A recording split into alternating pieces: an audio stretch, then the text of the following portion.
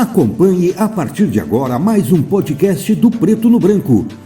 Programa de hoje, Diálogos com a Ju, com a jornalista Juliette Manfrim. Olá, você que nos acompanha em mais um Diálogos com a Ju. Nessa semana, nosso convidado é o presidente do PT no Paraná, membro de diversas comissões da Assembleia Legislativa do Estado do Paraná, e que está à frente, mais recentemente, da frente que acaba de ser formada, né, que é a Frente Parlamentar das Estradas e das Empresas Públicas da Assembleia Legislativa. Deputado Arilson Piorato, seja bem-vindo. Juliette, bom dia. Primeiro eu quero agradecer a oportunidade de participar aqui do programa e falar sobre coisas importantes do Paraná, inclusive dessa nova frente parlamentar, trata das estatais e das empresas públicas aqui no estado. Bom, a gente tem um monte de assunto que está fervilhando no estado do Paraná. Eu gostaria de começar necessariamente pela frente, pelo trabalho da frente e o que tem sido discutido nos últimos dias com relação à privatização da Copel, a venda da Copel. É uma coisa que vai afetar todos os paranaenses e vocês estão promovendo um debate mais intensificado sobre esse assunto, né? Isso, Juliette. A gente constituiu uma frente parlamentar composta por 10 parlamentares do PT, do PDT, do PSDB, né? E estão discutindo esse modelo de venda, né? Na verdade, o governo usa que vai transformar a Copel numa corporação, mas no final da história é uma privatização, é uma venda da maior empresa pública do estado do Paraná. Como veio ano passado para cá um projeto, foi aprovado às pressas, do dia que entrou na Assembleia até ser publicada a lei, demorou apenas 7 dias em regime de urgência esse projeto, a gente ficou preocupado pela falta de discussão com a sociedade, pela falta do tempo maior de debate, de aprofundamento sobre esse processo de privatização. Porque tem coisas que não batem, né? A Copel é uma empresa financeiramente muito rentável. Ano retrasado, ela teve 5,1 bilhões de reais de lucro, do quais 1,9 desses bilhões vieram em dividendos para o governo do Paraná fazer política pública, né? A Copel foi premiada como a empresa mais eficiente de energia elétrica do país no ano passado. Então, assim, não há motivos de gestão ou financeira para ela ser privatizada, melhor dizendo, vendida. E esse modelo colocado aqui no Paraná é o mesmo modelo da Eletrobras, que foi privatizado, sendo questionado, inclusive, judicialmente agora. Então, nós estamos preocupados com o que está acontecendo nesse processo. Então, resolvemos fazer uma frente para debater profundamente isso. Na segunda passada, fizemos uma audiência pública, teve aí 9 partidos políticos presentes, 27 entidades do estado do Paraná, entidades do setor produtivo, entidades de trabalhadores, movimentos sociais, movimentos sindicais, né? Vários parlamentares estaduais e federais, e a gente começou a discutir. E surgiram inúmeras denúncias de infrações, e a gente foi investigando a Copel e vendo que tem muita coisa errada. E aí a gente começou a tomar posições junto aos órgãos que acompanham, fiscalizam esse tema. Bom, para que os paranaenses possam entender, o que de errado vocês já identificaram, assim, logo de cara? O primeiro assunto identificado foi a ausência de autorização da ANEEL. Veja bem, a Copel é uma concessionária de energia, geração e distribuição. Ela tem um contrato com a ANEEL desde o ano de 1998. Nesse contrato, há uma previsão para que o sócio controlador, no caso aqui da Copel, o Estado do Paraná, que tem maiores ações, faça a alienação dessas ações, ou seja, que ele venda as mesmas, precisa de uma autorização da ANEEL e precisa ter uma cláusula dentro do contrato social, ou melhor, do estatuto da Copel. Não tem no estatuto a cláusula e não tem autorização. Nós aí fomos ao TCU e denunciamos, o TCU concordou com a gente e notificou a ANEEL. Então está um passo aí da ANEEL comunicar a Copel e tomar alguma providência. Esse foi o primeiro fato. O segundo fato foi que o governo do Paraná terceirizou para a Copel o processo de privatização. Na verdade, quem tem que fazer esse processo de privatização é o governo do Estado, que é o sócio controlador. Ele delegou para a Copel para ela se auto-vender, autocontratar os estudos de viabilidade ou não. É a mesma coisa que fosse um boi indo para o matador e falar assim, olha, eu quero morrer naquele matador ali. Esse daqui eu não quero. Ele escolhesse aonde ele fosse ser, né? Onde ele fosse ser executado, digamos assim. Então, há um processo que o Estado não tornou isso público, não achei nenhum documento, inclusive comprei, oficial delegando a Copel a tutela dela autopromover os estudos para se autovender, digamos assim. Então, né, esse primeiro passo do TCU, CANEL, esse segundo, a delegação.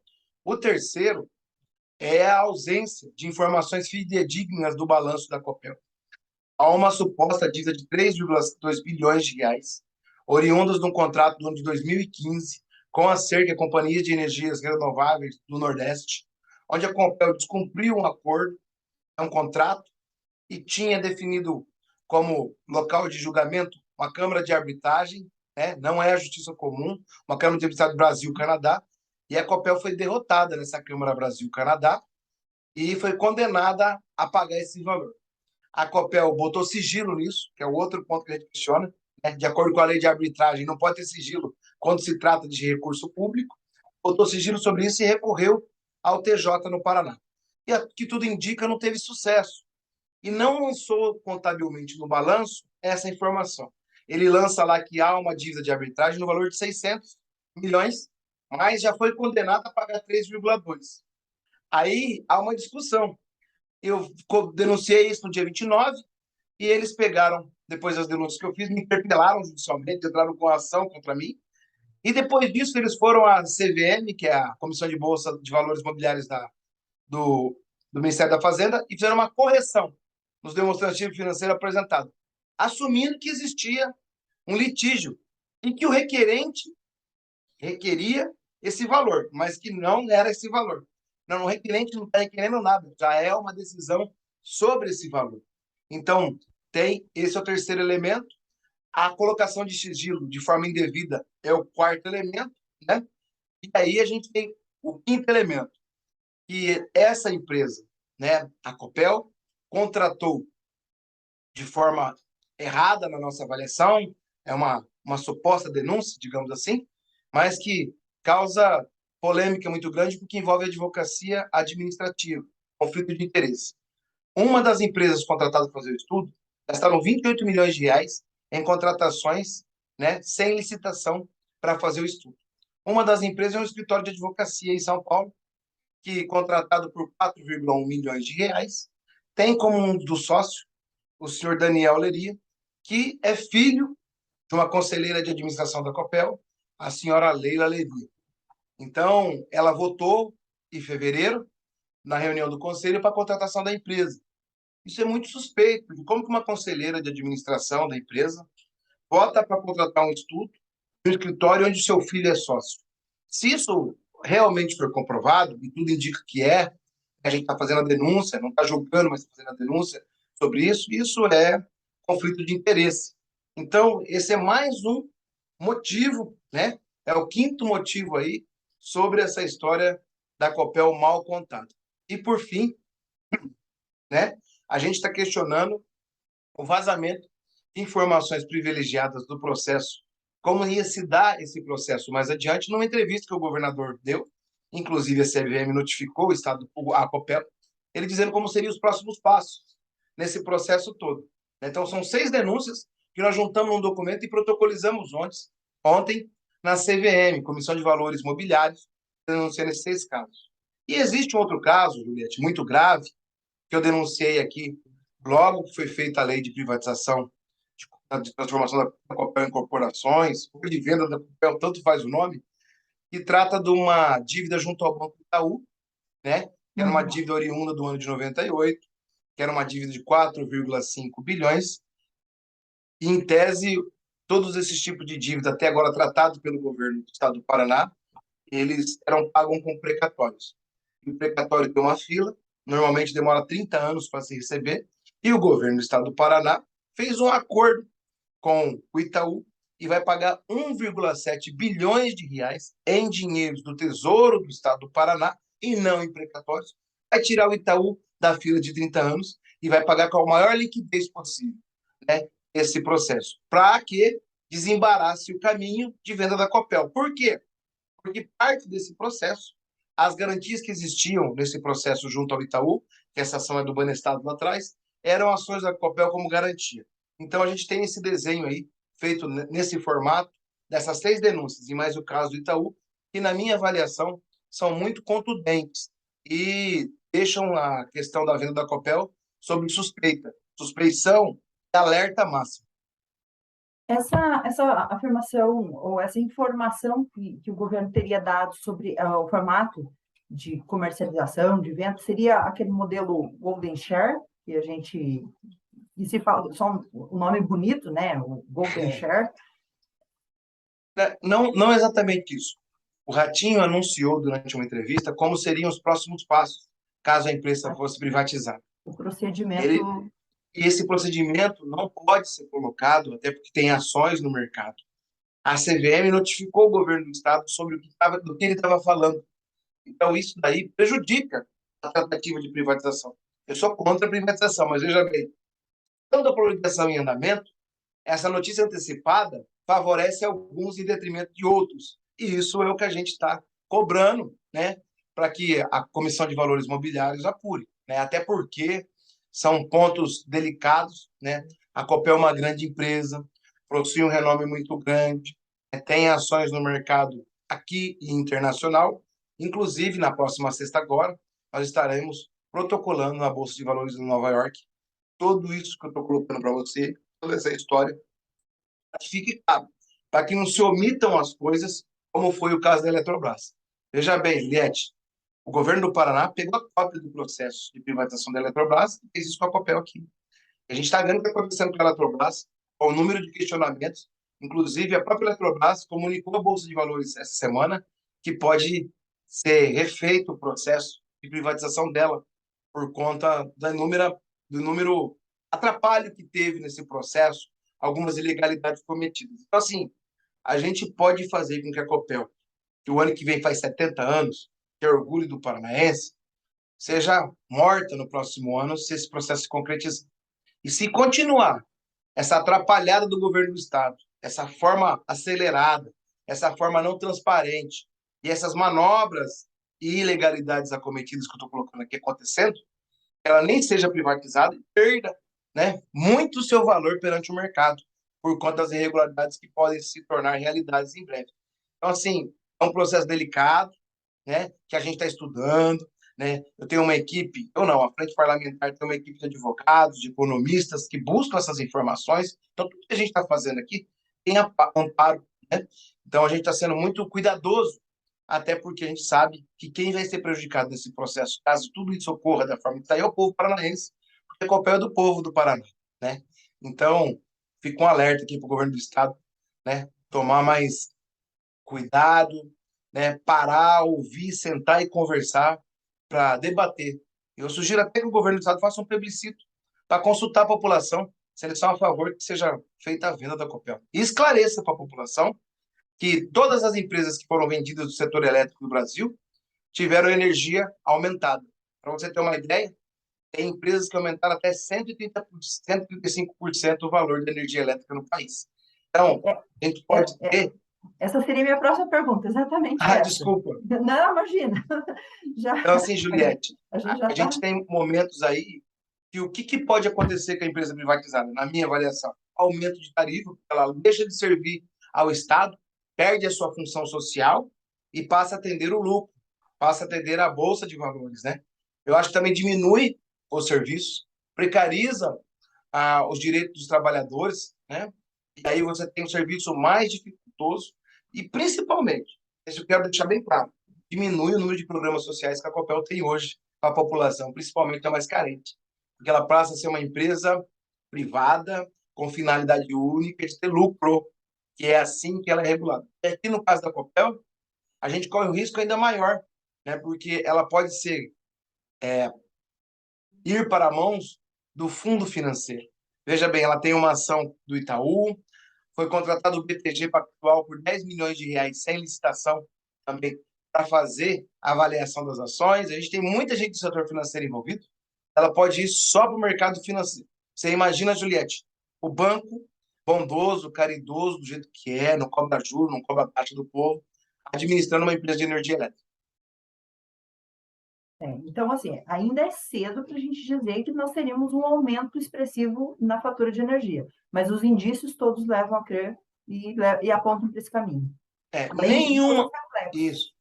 Nenhuma privatização até hoje ocorrida de empresas de energia fez com que se mantesse o valor da energia ou se diminuísse. Pelo contrário, todas elas aumentaram. Tem umas que aumentam 20, 30, mas tem as que chegam a 135%, como eu te coloquei. Então, Uhum, assim, de um jeito ou do outro, a energia será aumentada na minha avaliação, né? uhum. A gente tem que esperar o quanto. Então, assim, é muito preocupante isso. Veja, a gente tem empresas públicas saudáveis financeiramente. A Sanepar, por exemplo, anunciou um aumento de 8,25, se eu não me engano, na água, na tarifa de água essa semana, e ela teve um lucro de 1,9 bilhões, né? Então, assim, nem justificaria o aumento. Isso que o Estado é o controlador maior da empresa. Agora, você imagina quando o Estado deixa de ser o controlador maior.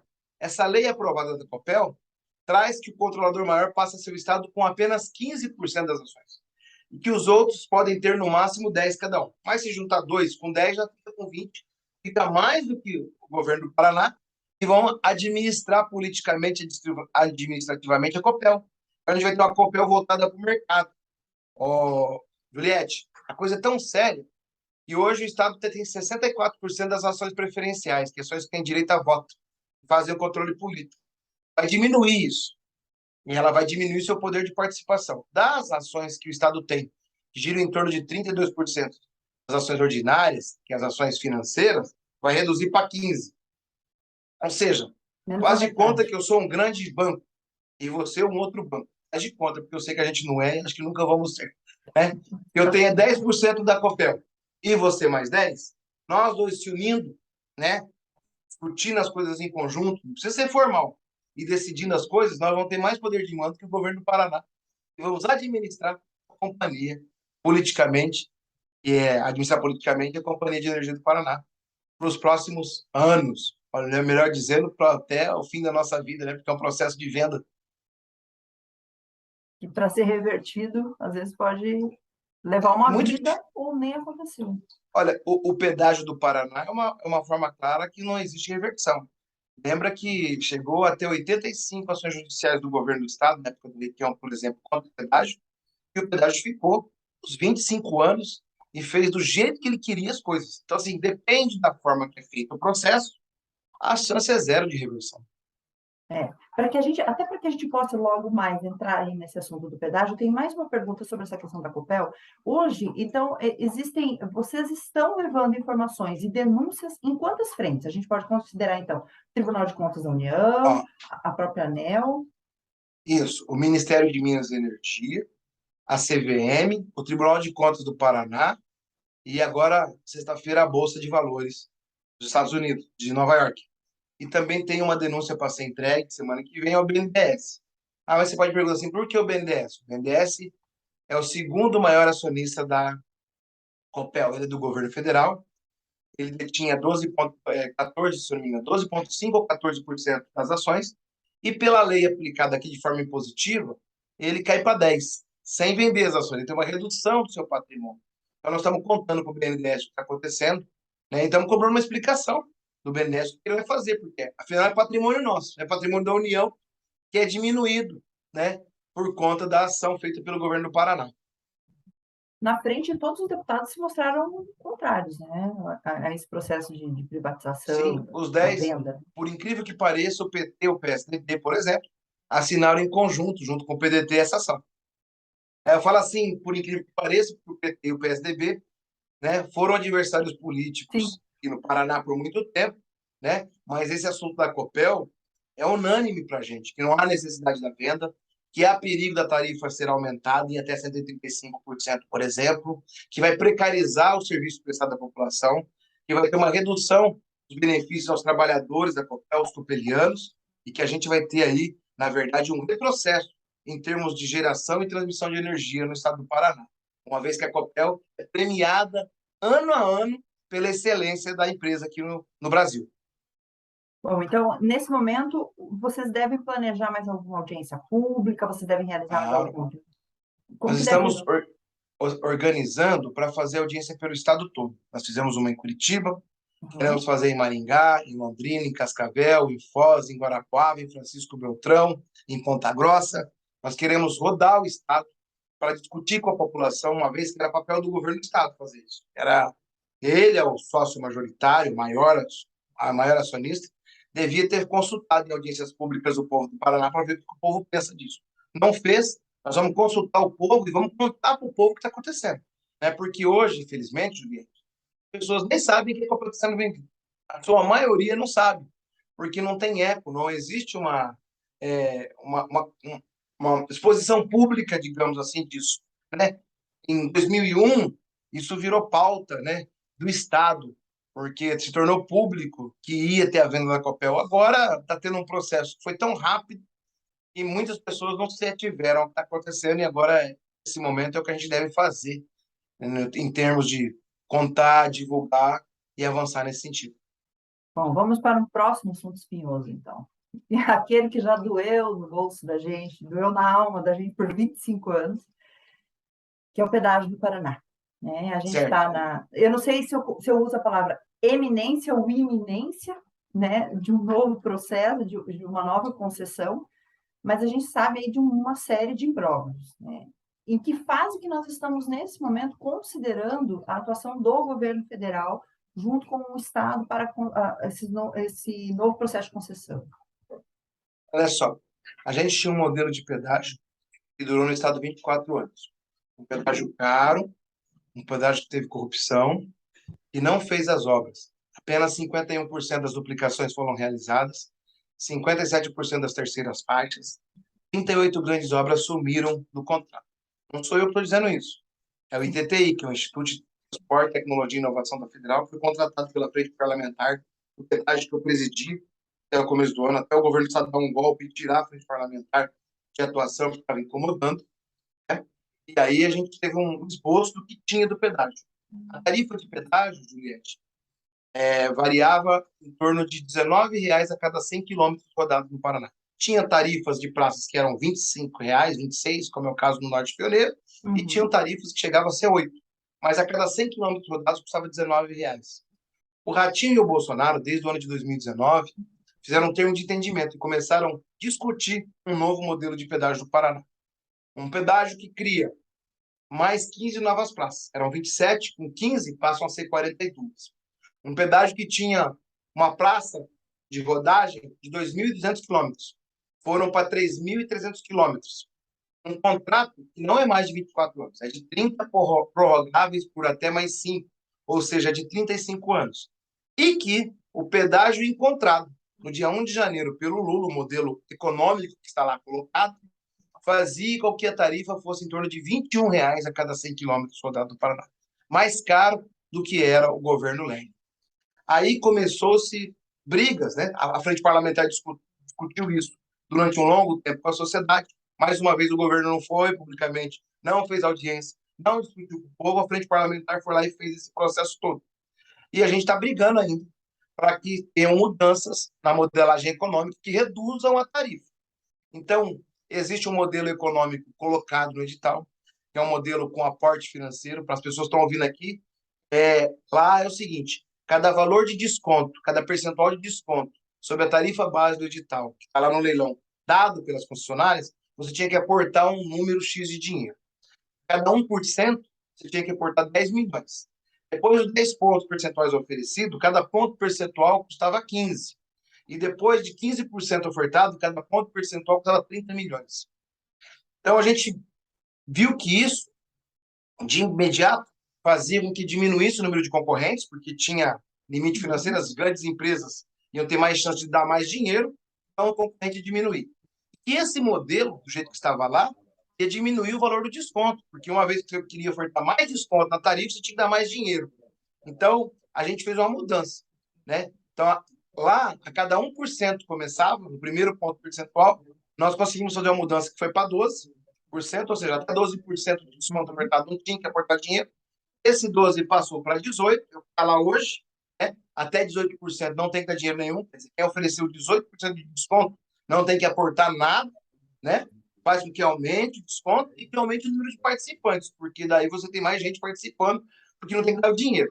Então, hoje tem lá um modelo de aporte com 18%. A outra discussão está no uso desse dinheiro. Eu defendo, por exemplo, que esse dinheiro seja usado para garantir que as obras aconteçam. Sim. É que você faça um tipo de um calção com esse recurso para que ele seja usado só para as obras. Caso a concessionária não faça a obra, você pega esse dinheiro e termina as obras.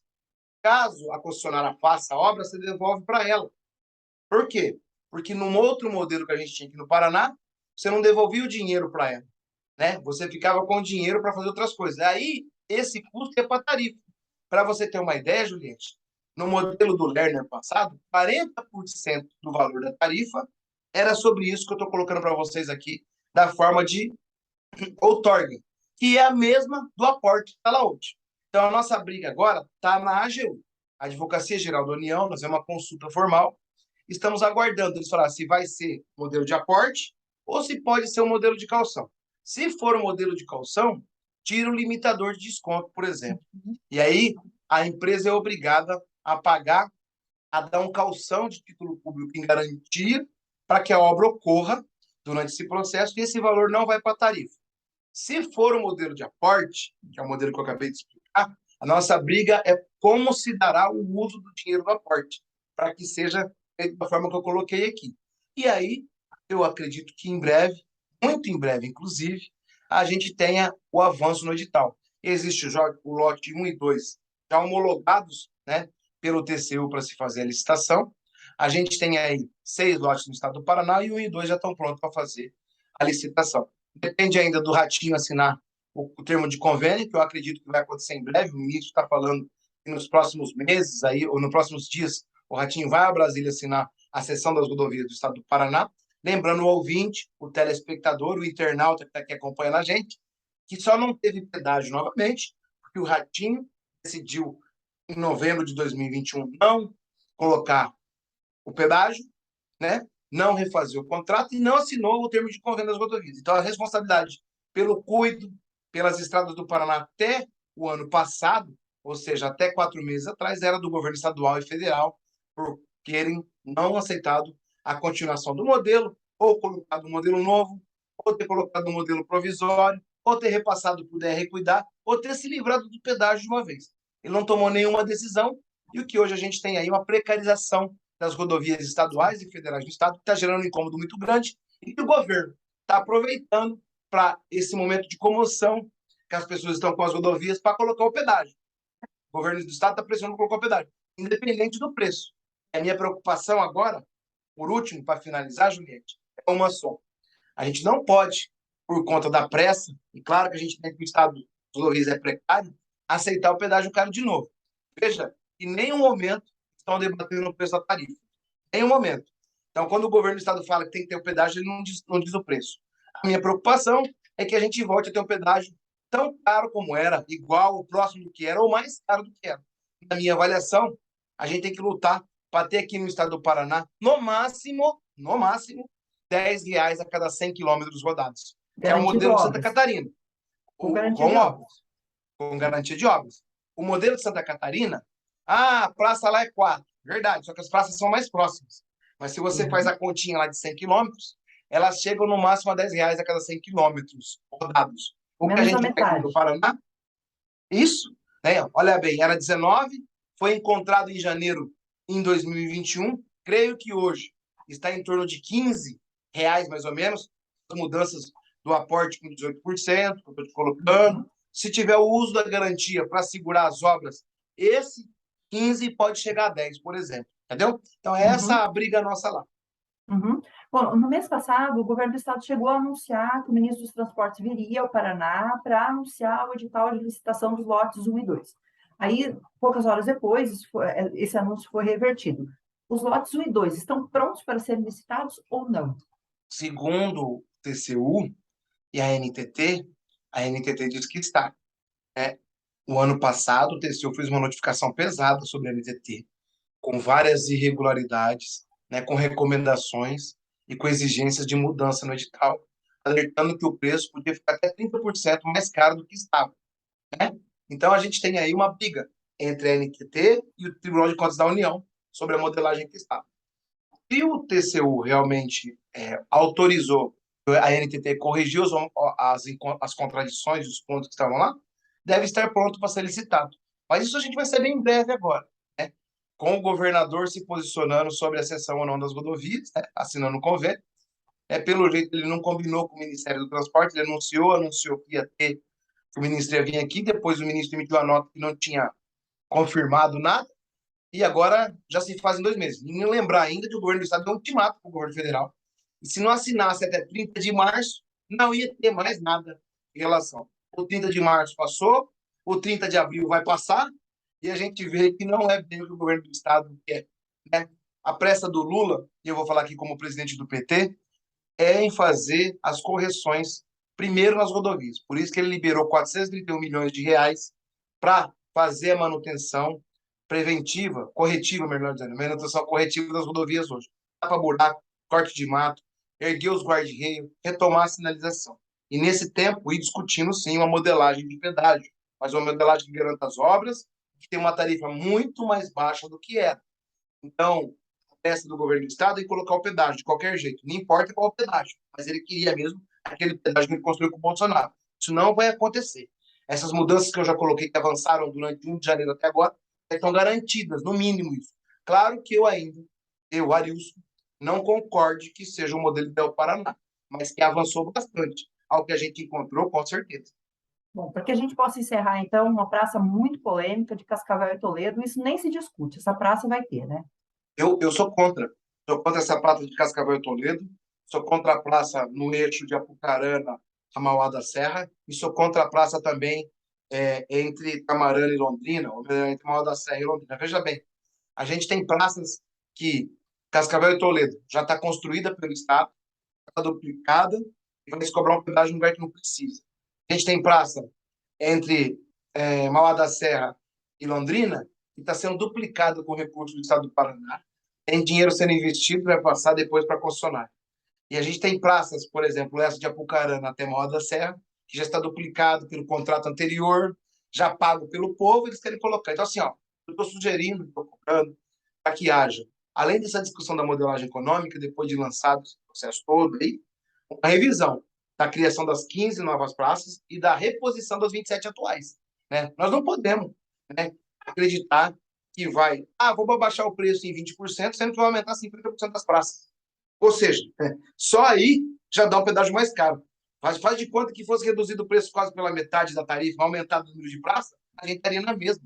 Você concorda? A gente estaria na mesma.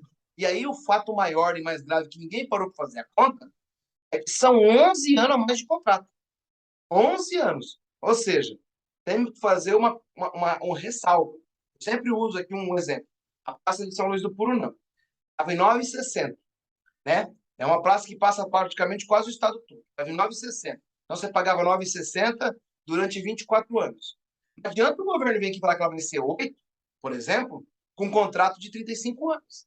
A gente vai pagar mais caro, porque vai pagar por mais tempo uma coisa que não teve o desconto necessário. Ah, mas ela vai ser R$ 7 e depois tem o degrau tarifário de 40%, que as obras se acabarem como um todo. Ou seja, ela vai ficar mais cara depois de novo. Então, assim, a gente não pode cair na matemática. Olha o termo que eu estou usando, que você vai me ver repetir muito isso, caso socorra. Matemática. É a mágica matemática que eles fazem para dar impressão. O edital que está lá, que é do último valor colocado nessa praça, se eu não me engano, ela está em R$ 7,50, R$ 7,20. Mas ele é de outubro de 2021. Se você corrigir 7,20 de 2021 para, vamos dizer assim, outubro desse ano, que eu acredito que é o prazo que vai ter esse edital aí na praça, homologado, vão ser 2 anos de correção. Só aí ele já volta ao preço normal que a praça era. E aí? Qual a vantagem de um novo pedágio? Essa é a pergunta, né? A gente precisa de um pedágio? Precisa. Você é contra o novo pedágio, Adilson? Não, não sou contra. Eu sou contra a tarifa cara, a falta de garantia de obra, né? E que a gente não tem uma discussão aprofundada do assunto. Então, assim, é preciso ter cautela. Embora a gente tenha pressa, embora a gente saiba da necessidade, nós não podemos, na pressa dos 4 meses últimos que as estradas estão sem manutenção, e nos 2 anos outros foram culpa do governo estadual e federal anterior, entregar o Paraná há 35 anos numa aventura que possa ser o fim econômico do Paraná. Não acho. E a gente espera que seja resolvido da melhor forma possível, principalmente para os paranaenses. Com certeza. Deputado, muito obrigada pela sua disposição, muito obrigada pela entrevista. A gente tem falado com frequência sobre esses assuntos e a gente gostaria de sempre falar e falar com cada vez mais frequência para que os paranaenses saibam de fato o que está acontecendo no Estado. Eu estou à disposição, agradeço a oportunidade. Conte comigo para a gente discutir as coisas importantes do Paraná. Pedágio, papel, porto, projetos de leis que estão aqui na casa, desenvolvimento econômico, social. Estou aqui. Obrigado, um abração e que a gente tenha muito cuidado com o nosso Paraná. Muito E obrigada. ele volte a ser a pujança que sempre foi e tenha aí um estado de pessoas felizes. Isso que é o mais importante que a gente precisa. E para você que nos acompanhou em mais um Diálogos com a Ju, obrigada e nós voltamos nos próximos dias com outro assunto. Até mais. Obrigado. Tchau.